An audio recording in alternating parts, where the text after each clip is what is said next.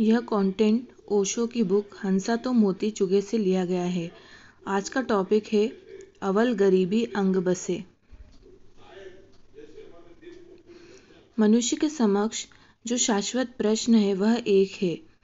वह प्रश्न है कि मैं क्या पाऊं कि तृप्त हो जाऊं। धन मिल जाता है, तृप्ति नहीं मिलती। पद मिल जाता है, तृप्ति नहीं मिलती।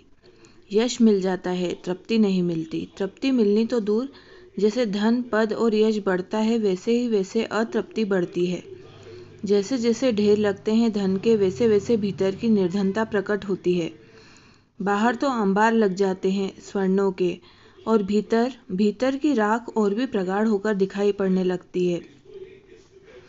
धन के बढ़ने के साथ दुनिया में निर्धनता बढ़ती है। इस अनूठे गणित को ठीक से समझ लेना। जितना धनी व्यक्ति होता है उतना ही उसका निर्धनता का बोध गहरा होता है। जितना सम्मानित व्यक्ति होता है उतना ही उसे अपने भीतर की दीनता प्रतीत होती है। सिर पर ताज होता है तो आत्मा की दरिद्रता पता चलती है।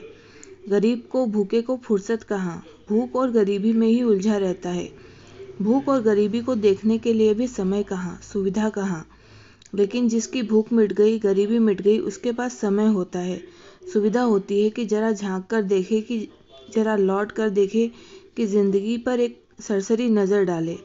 कहाँ पहुँचा हूँ, क्या पाया है। और दिन चुके जाते हैं और मौत करीब आई जाती है। और मौत कब तक दस्तक देगी द्वार पर, कहा नहीं जा सकता। और हाथ से जीवन की संपदा लूट गई, और जो इकट्ठा किया है वह कौड़ियाँ हैं। लेकिन मिल जाने पर ही पता चलता है।